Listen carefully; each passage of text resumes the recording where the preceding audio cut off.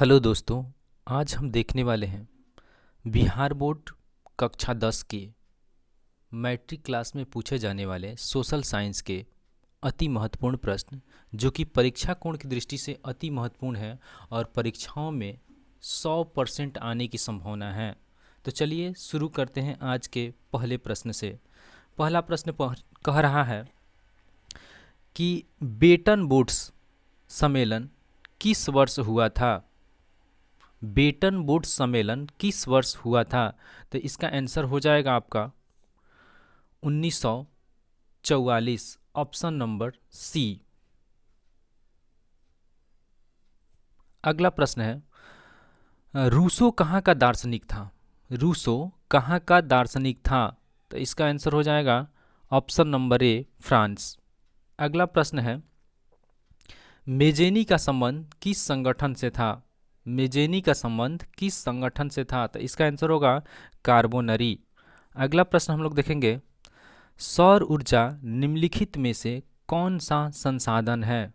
तो सौर ऊर्जा के बारे में आप लोग भली भांति जानते हैं कि सौर ऊर्जा क्या है।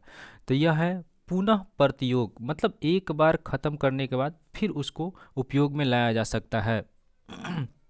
अगला क्वेश्चन है, तट रेखा में कितने किमी क्षेत्र की सीमा अपवर्तक आर्थिक क्षेत्र कहलाते हैं?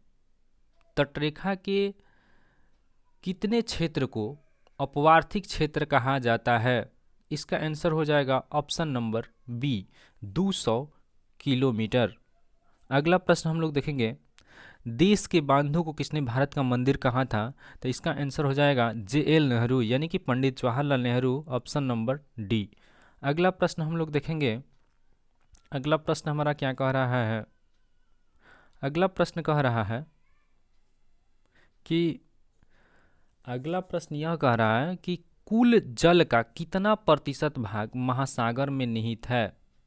आपको बताना है कि कुल जल का कितना प्रतिशत भाग महासागर में निहित है। तो इसका आंसर हो जाएगा 96.6।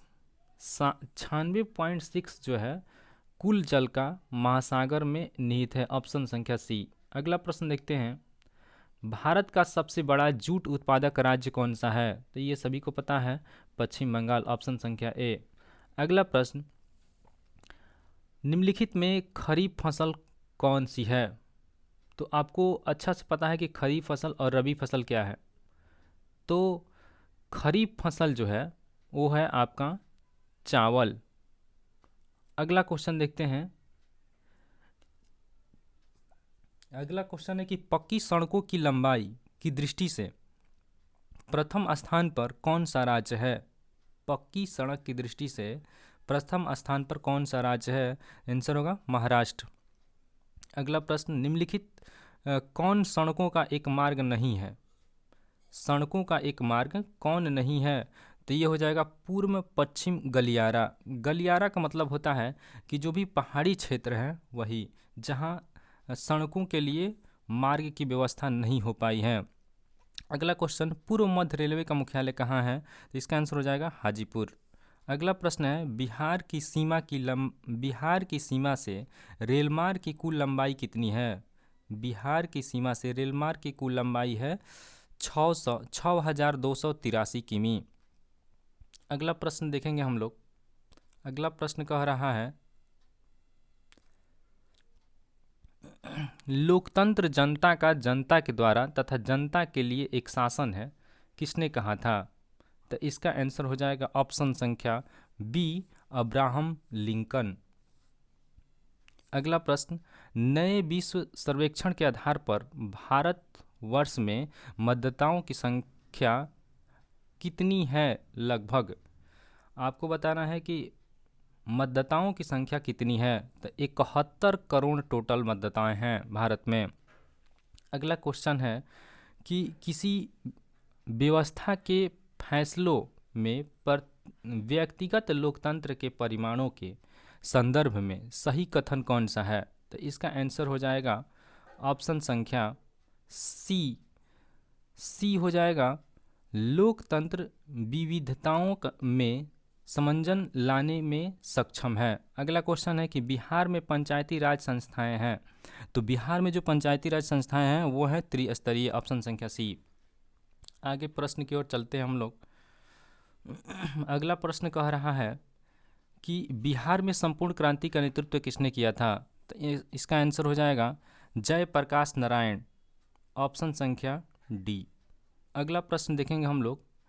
भारत में 1977 में हुए आम चुनाव में किस पार्टी की बहुमत मिली थी? भारत में हुए आम चुनाव में 1977 में किस पार्टी को बहुमत मिली थी? तो इसका आंसर हो जाएगा जनता पार्टी, ऑप्शन संख्या बी। अगला क्वेश्चन देखेंगे हम लोग। अगला क्वेश्चन कर रहा है निम्नलिखित में से कौन भारतीय किसान यूनियन के नेता थे? तो इसका आंसर हो जाएगा महेंद्र सिंह टिकैत, ऑप्शन संख्या सी। अगला क्वेश्चन ताड़ी विरोधी आंदोलन निम्नलिखित में से किस प्रांत से शुरू हुआ था? तो ताड़ी विरोधी आंदोलन जो है वह आंध्र प्रदेश से शुरू हुआ था। यह आंध्र प्रदेश में एक बड़ा ही विद्रोह घटना घटी थी जिसमें लोगों को नशा मुक्त करने से रोकने का प्रावधान किया गया था। आगे हम लोग देखते हैं कि सत्ता में साझेदारी की आवश्यकता कहाँ पड़ती है? सत्ता में साझेदारी की आवश्यकता कहाँ पड़ती है? तो इसका आंसर हो जाएगा ऑप्शन संख्या ए, क्षेत्र, भाषा, जाति के आधार पर बांटे समाज में। अगला प्रश्न देखेंगे हम लोग। अगला प्रश्न क्या कह रहा है? अगला प्रश्न कह रहा है कि संघीय व्यवस्था में सरकार होती है। संघीय व्यवस्था में सरकार क्या होती है? तो इसका आंसर हो जाएगा बहुदलीय। संघीय व्यवस्था में सरकार जो है वह क्या होती है? बहुदलीय होती है। अगला प्रश्न देखेंगे। भारत में किस राज्य की प्रति व्यक्ति आय सर्वाधिक है? भारत में किस राज्य की प्रति व्यक्ति आय सर्वाधिक है? तो इसका आंसर होगा ऑप्शन संख्या डी, गोवा। अगला क्वेश्चन बिहार के किस जिले का प्रति व्यक्ति आय सर्वाधिक है? तो इसका आंसर हो जाएगा ऑप्शन संख्या ए, पटना। अगला क्वेश्चन उपभोक्ता द्वारा शिकायत करने के लिए आवेदन शुल्क कितना लगता है? अगर कोई उपभोक्ता शिकायत करता है तो उसे शुल्क के रूप में कितना देना होता है? तो इसका आंसर इनमें से कोई नहीं होगा, क्योंकि शिकायत करने के लिए कोई शुल्क नहीं देना होता है। अगला क्वेश्चन सन 2008 से 2009 के अनुसार भारत की औसत प्रति व्यक्ति आय कितनी है? 2008 से और 2009 के बीच में बताना है कि कुल प्रति व्यक्ति आय कितनी है। तो इसका आंसर हो जाएगा 25,494। अगला क्वेश्चन वित्तीय संस्थाएं के प्रकार होते हैं, मतलब कहने का मतलब है कि वित्तीय संस्थाएं कितने प्रकार की होती हैं? तो इसका आंसर हो जाएगा 2 प्रकार की होती हैं। अगला देश की संगठित बैंकिंग प्रणाली के प्रकार कितने हैं? तो इसका आंसर हो जाएगा ऑप्शन संख्या सी, 2। अगला प्रश्न की ओर चलते हैं हम लोग और देखते हैं अगला प्रश्न क्या कह रहा है। अगला प्रश्न कह रहा है कि बिहार का कौन सा क्षेत्र बाढ़ग्रस्त क्षेत्र है? बिहार का कौन सा क्षेत्र बाढ़ग्रस्त क्षेत्र है? तो उत्तरी बिहार, क्योंकि उत्तरी बिहार में बहुत सारी पानियाँ जो हैं वो नदियों के उफान से हो जाता है। उत्तरी बिहार आंसर हो जाएगा। अगला प्रश्न निम्नलिखित में से किस नदी को बिहार का शोक कहा जाता है? तो ये बहुत ही इंपॉर्टेंट क्वेश्चन है जो परीक्षाओं में बार बार रिपीट होते हैं। तो इसका आंसर हो जाएगा कोसी नदी, ऑप्शन संख्या सी। अगला क्वेश्चन महासागर की तल्ली पर होने वाले कंपन को किस नाम से जाना जाता है? तो ये हो जाएगा ऑप्शन संख्या सी, सुनामी। महासागर की तल्ली, जब भी तल्ली की बात हो तो होता है सुनामी। अगला प्रश्न मानव शरीर में आग से जलने की स्थिति में या जले हुए स्थिति में स्थान पर क्या प्राथमिक उपचार करना चाहिए? अगर कोई व्यक्ति किसी के घर में आग लग जाता है तो उसके लिए प्राथमिक उपचार क्या करना चाहिए? तो इसका आंसर हो जाएगा ऑप्शन संख्या, अगर किसी व्यक्ति को आग लगता है शरीर में तो उसे प्राथमिक उपचार क्या करना चाहिए? तो उसका प्राथमिक उपचार सबसे पहले उसे अस्पताल में पहुंचाना चाहिए।